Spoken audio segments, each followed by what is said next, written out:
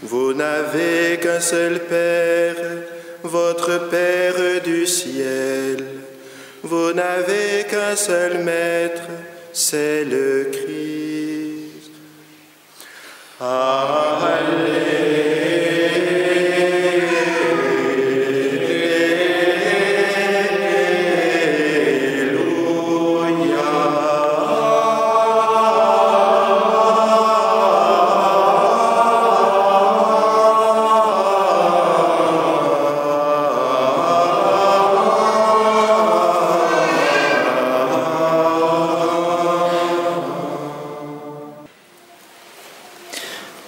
Jésus nous invite aujourd'hui à ne pas regarder l'autorité selon des yeux du monde.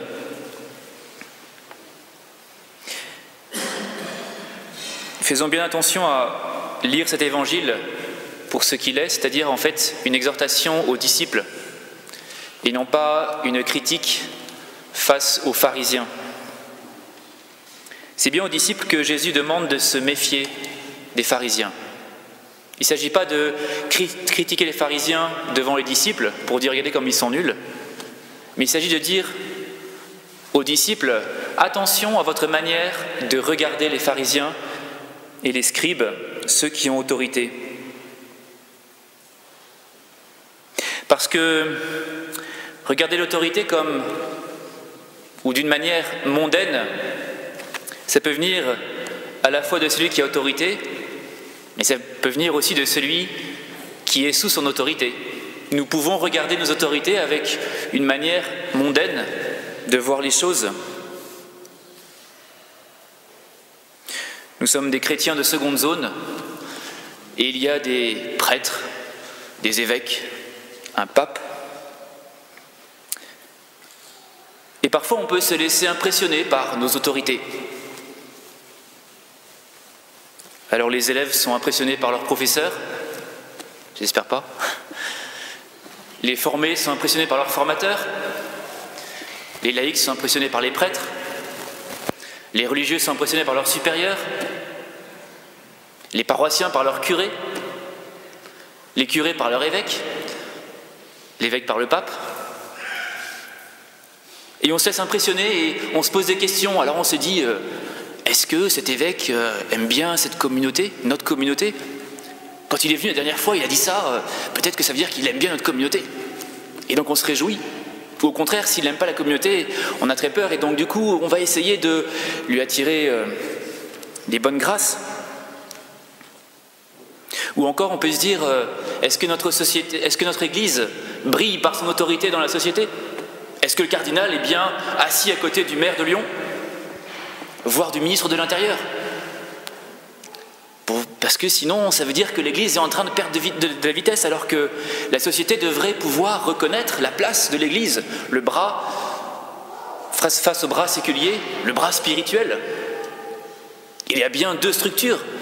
Il y a la structure séculière et la structure religieuse, représentée par l'évêque et le pape. Et donc du coup, on est pris un petit peu dans ce jeu des autorités, des influences qui brillent un peu mondaines, soit qui nous font peur, soit qui nous culpabilisent, soit qui nous attirent, soit qui nous donnent la gloire, soit qui nous déçoivent. Il faut arriver à décoder un petit peu en nous toutes ces manières de voir l'autorité, parce qu'on entre dans un système, où on se lie de pesants fardeaux les uns les autres. Si on a l'impression que ceux qui ont l'autorité lient de pesants fardeaux sur les autres, c'est peut-être aussi que les autres acceptent de se lier de pesants fardeaux sur leurs épaules.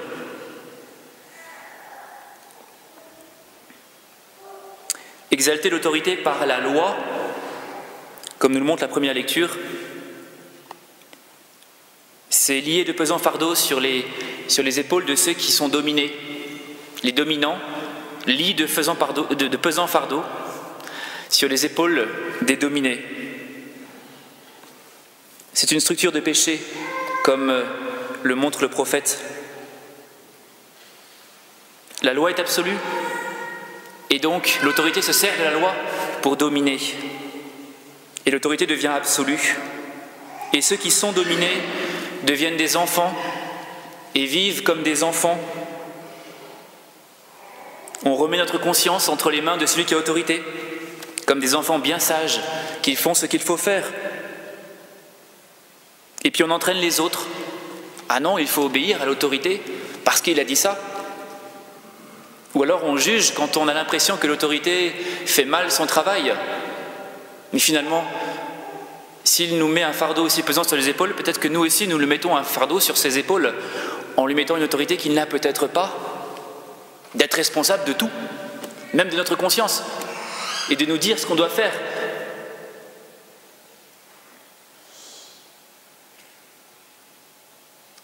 Alors il faut sortir de cette logique, il faut rester libre, parce que face à Dieu, c'est notre conscience. Ce que nous rappelle Luther d'ailleurs, est-ce qu'il faudrait tous être protestants après 500 ans?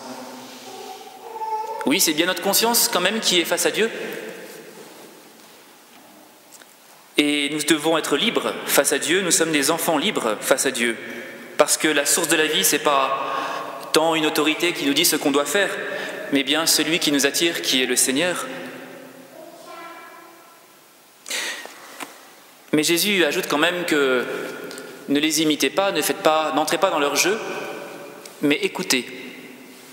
Écoutez ce qu'ils ont à vous dire, parce que eux, ils enseignent selon la loi, selon la chair de Moïse.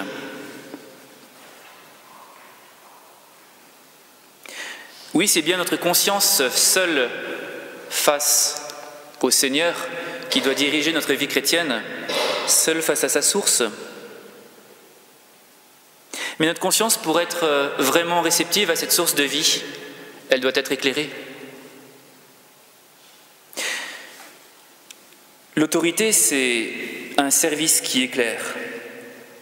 L'autorité du pape est un service qui éclaire. L'autorité du pape vient éclairer la conscience.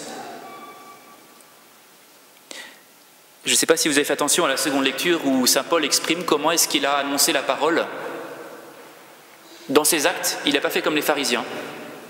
Il a agi de manière à donner sa vie pour les Thessaloniciens. Et puis, comme une mère qui donne sa vie, il a ensuite parlé et eux ont reçu la parole. C'est bien de cette manière-là que s'exerce l'autorité dans l'Église. L'autorité est là pour servir comme une mère, pour être présent, attentif, donner sa vie. Et si cette autorité est bien dans une attitude de presque maternelle, en tout cas de serviteur, alors la parole pourra être accueillie. Et les Thessaloniciens se font féliciter par saint Paul parce qu'ils ont accueilli la parole pour ce qu'elle est vraiment. Non pas une parole d'homme, mais la parole de Dieu. La lumière, elle vient de Dieu, elle ne vient pas de l'homme. C'est pas parce que l'homme a raison qu'on doit le suivre. C'est pas parce que le pape a raison qu'on doit le suivre. Ce n'est pas ça, lumière. Mais par contre, son service transmet une lumière que nous avons à recevoir pour éclairer notre conscience. C'est cela, l'exigence de la conscience. La conscience, c'est une capacité humaine qui n'est pas une capacité à se culpabiliser, mais c'est une capacité à rechercher la lumière. Nous n'avons pas conscience pour avoir mauvaise conscience. Nous avons conscience pour savoir où est Dieu, où est la source de notre vie, pour saisir où est la source de notre vie. Et c'est bien cela que nous devons chercher. vous êtes tous frères. C'est bien cette liberté des enfants de Dieu qui fait que nous pouvons recevoir tous ceux qui ont autorité parmi nous comme étant des frères. Ils sont aussi des frères avec nous, des frères qui marchent avec nous. Le pape est aussi un frère qui marche avec nous. Il n'est pas simplement celui qui est assis à la place Saint-Pierre devant tout le monde avec un énorme décor derrière. Il est aussi le frère qui marche avec nous. Et donc c'est cela l'attitude que nous devons avoir face à l'autorité. Regarder nos autorités comme des frères, c'est aussi devenir libre. Libre pour recevoir la vraie lumière qui vient du Seigneur. Parce que s'ils sont des frères, alors ils ne sont pas des fardeaux, ils ne sont pas des dominants. Ils sont simplement des amis qui sont instruments pour moi, qui sont source pour moi, source de vie, mais pas par eux-mêmes.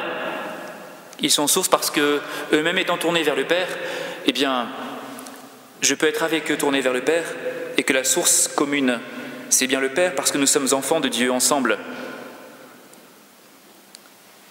Nous n'avons qu'un seul maître, le Christ, et nous sommes ensemble face à son enseignement. Ce qu'on écoute, c'est donc bien le Christ, ce n'est pas cet homme qui a autorité. Alors nous pouvons recevoir cette paix, nous pouvons faire cette prière qui est la prière du psaume d'aujourd'hui. Mon âme est en moi comme un enfant, pas un enfant parce que l'enfantillage de celui qui est dominé, mais l'enfant parce que je suis dans la paix entre les mains de Dieu. Je suis comme un enfant tout contre sa mère parce que je reçois de Dieu la lumière. Je ne suis pas quelqu'un qui est opprimé, qui est constamment révolté d'être dominé par d'autres. Je suis celui qui est en paix parce que je suis entre les bras de Dieu, oui, dans les bras de Dieu. Avec Dieu, je reçois la lumière de Dieu.